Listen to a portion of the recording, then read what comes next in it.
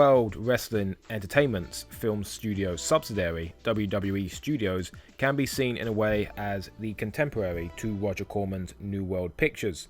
They release action and horror films, mostly, with an occasional dip into family-friendly entertainment. They frequently mix C-list actors and actresses in lead roles with WWE wrestlers, and teams with existing production and distribution companies to deliver the product at a cheaper cost for both parties. The main characteristics of these WWE Studios films is that they are very commercial and very formulaic, and might actually star a wrestler once in a while. So, let's get right down to this fucking mediocrity. In order to repay his debt to a local gangster, con artist Eddie Sullivan devises a dubious get-rich-quick scheme that involves taking advantage of the good nature of gentle giant Walter. But as time goes by, Eddie begins to doubt his own morals as he becomes increasingly attached to the well-meaning Walter.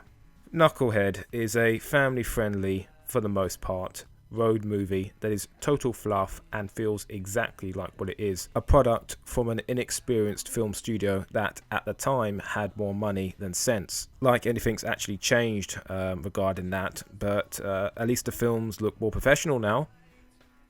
Gotta count for something. PG-13 era humour is the name of the game here, as bowel problems, racial stereotypes and cliched writing takes centre stage. Vince McMahon might think it's some good shit, but Knucklehead's worldwide cumulative gross of $8,000 suggests he's in the minority. The film does feature some cast who can act, but they are not given much of any interest to do. The plot is cliche, the writing is bland, and a reason to care is non-existent. Knucklehead is nothing but below average comedy. A man is released from prison after serving a long time for killing a man who tried to kill his best friend. Once out, he just wants to live a normal life, but his best friend immediately gets him into a new heap of serious troubles. It probably comes as no surprise to you, but Paul Levesque is not that good in this one.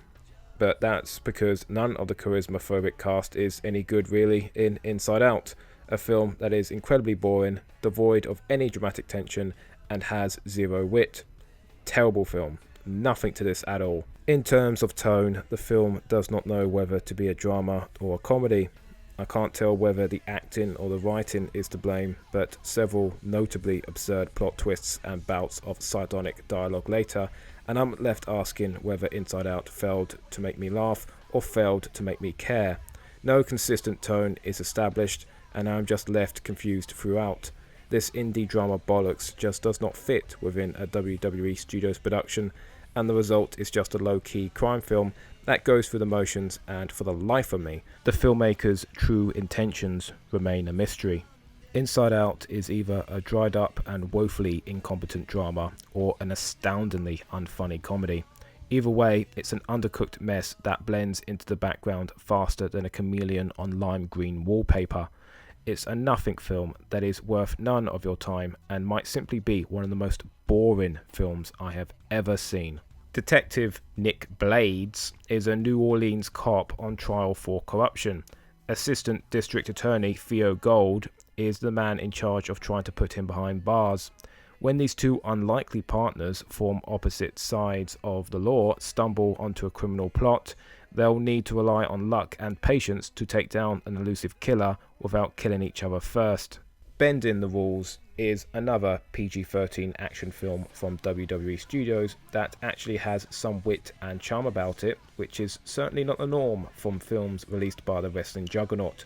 Those who know him as Edge won't be surprised to find that Adam Copeland displays a talent for comedic timing and comes off as rather affable in this film. Jamie Kennedy, who supports him, is also charming and has good chemistry with Copeland. Bending the Rules is a light-hearted buddy cop movie, and that concept alone may turn off a number of people. The film does not aim to be accurate or dramatic or overly violent. However, for a direct-to-DVD feature, it's a good film.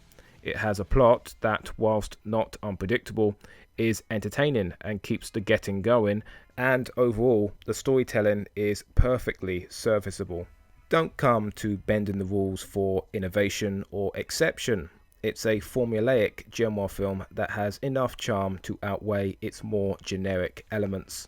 So, in conclusion, Knucklehead is a lackluster family film, Inside Out is an abysmal crime drama, and Bending the Rules was a surprisingly entertaining, if slightly superfluous, buddy cop film. Goodbye.